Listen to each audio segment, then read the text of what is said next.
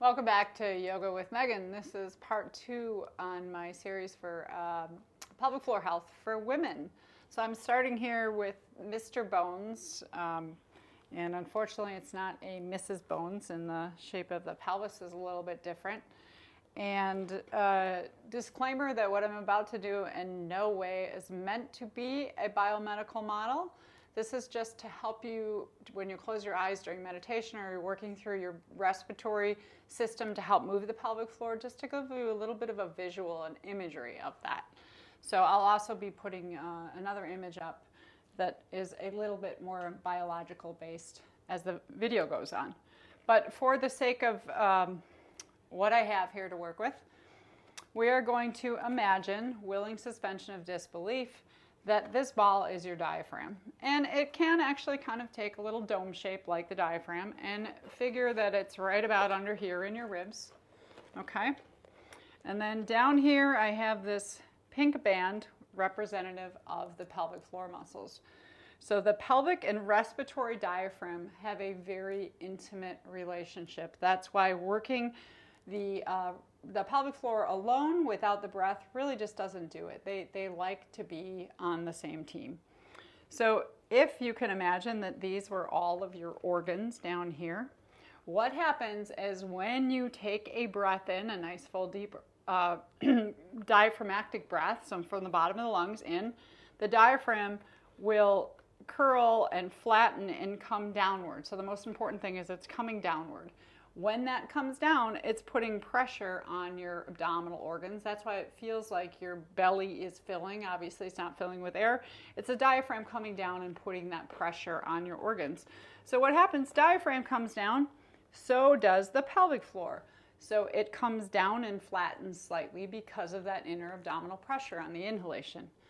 But the second half of the relationship, which is really important, is then we exhale. On the exhalation, the diaphragm actually relaxes.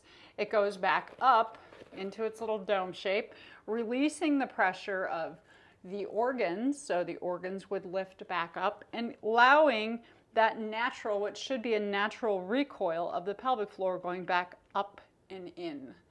So that's what's meant to happen in the relationship of the respiratory diaphragm and the pelvic floor diaphragm. The inhalation is a downward pressure on both the diaphragm, the organs, and thus the pelvic floor comes down because that's the bottom of your pelvic bowl, hopefully not that far, but just to show you. And then that's the inhalation, and then on the exhalation, the diaphragm, that dome-shaped muscle, lifts back up, releasing some of the pressure on your organs, and it allows the pelvic floor to recoil back up into your body. So we'll be working with that when we do some visualizing and imagery with our diaphragmatic breathing. So now we're going to work a little bit more with the breath to see if we have those landmarks in our body, to see if we can feel movement within those landmarks. So I like to use a mudra, which mudras are hand gestures in yoga, called Kanistha Sharira. And you take your palms facing down, thumbs back, and you're going to take your hands and just rest the thumb and index finger, the J's of the hands, right around the bottoms of your ribs, and gently stick your elbows out, but relax your shoulders down. So you can feel the circumference of the bottoms of your ribs. And this is right where the bottom lobes of the lungs are. So you just want to feel that space.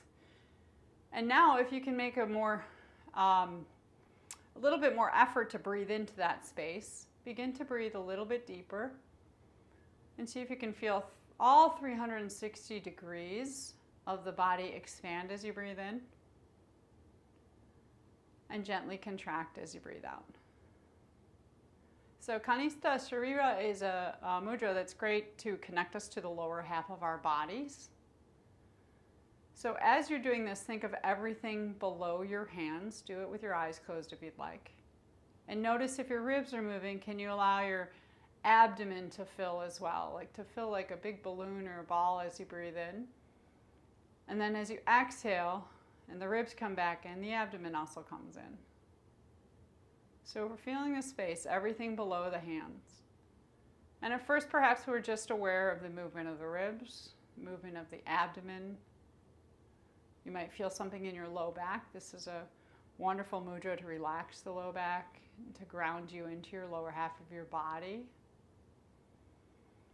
But inevitably, it's this relationship of the diaphragm moving with the pelvic floor that we want to be able to enhance our awareness. So now as you're breathing in, think of the diaphragm.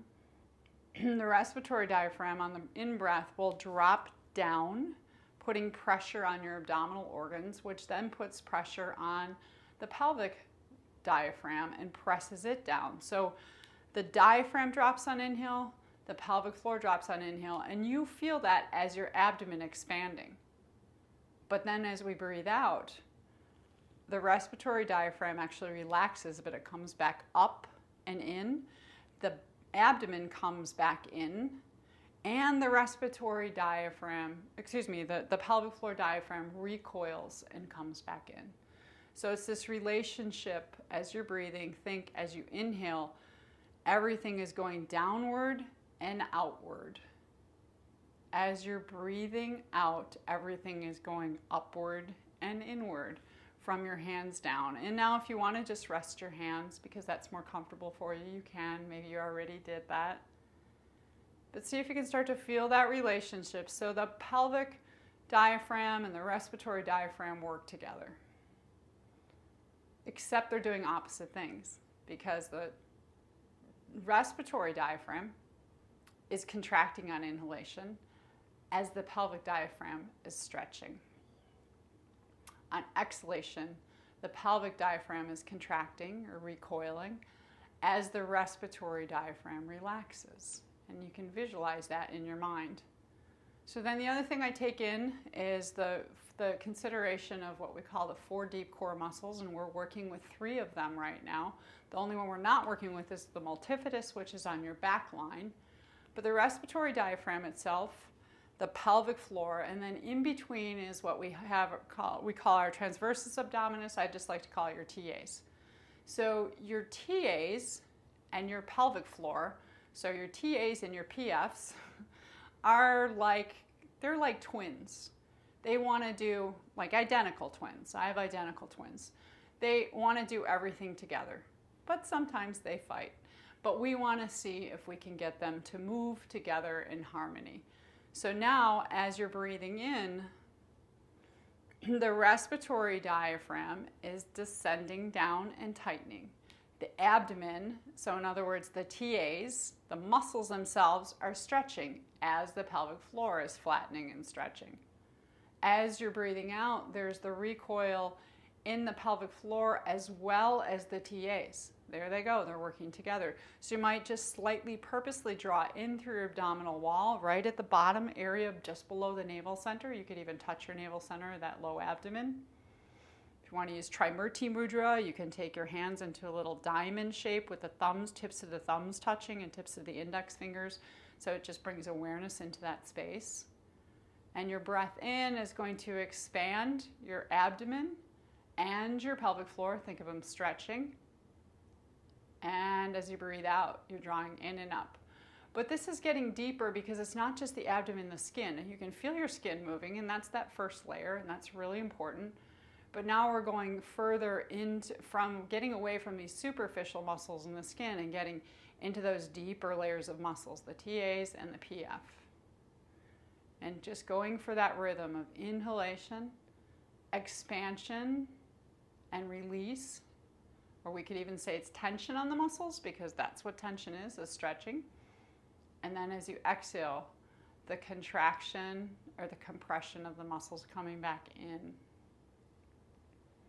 So this is a breathing technique you can continue to work with. Why? Because when we have issues with the pelvic floor, whether it be hypo or hypertonic, and you don't always have to know which one you are, in my estimation, the best thing you want to do with any muscles, you want to get them to move, right? So if your pelvic floor is stuck, loose, and floppy, maybe not a good term, but it's too relaxed, there's not enough muscle tone, and oftentimes, unfortunately, that's not just the muscle, that might be all the ligaments that connect it, then what we inevitably do want to do is strengthen it. That would be that hypotonic pelvic floor. However, If you're a person that has hypertonic floor, maybe you don't know, then it's tight like this. It's always in this contracted state. That's not comfortable either. So we want to get it to move. So if your pelvic floor is a fist, whether you're stuck here, tight and contracted, or here, the goal as those three is to take those 3 layers of muscle and move them, right? We get them to move first. That is what we want, is the mobility. And once we have mobility in the pelvic floor, then we can start to gain awareness of what does it feel like to lift it up and strengthen it, and what does it feel like to completely release it. So that's why most pelvic floor experts will tell you that Kegel exercises do not work, because they're only teaching you to contract, and truthfully, it's not the entire pelvic diamond. The other thing is Kegels focus on just your pelvic floor. When there are these roommates, there are these twins, the pelvic floor and the transversus abdominis, and you might throw the pelvic floor diaphragm in there, right? So all 3 of these are meant to work together. We do not want to use, Kegels will only ask us to use the pelvic floor muscles by themselves. Doesn't work. It's a team. It's a team effort. The roommates all move together. So this is a great way to start to find that movement.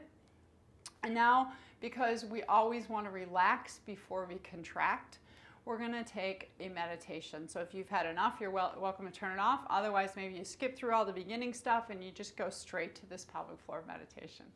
All right.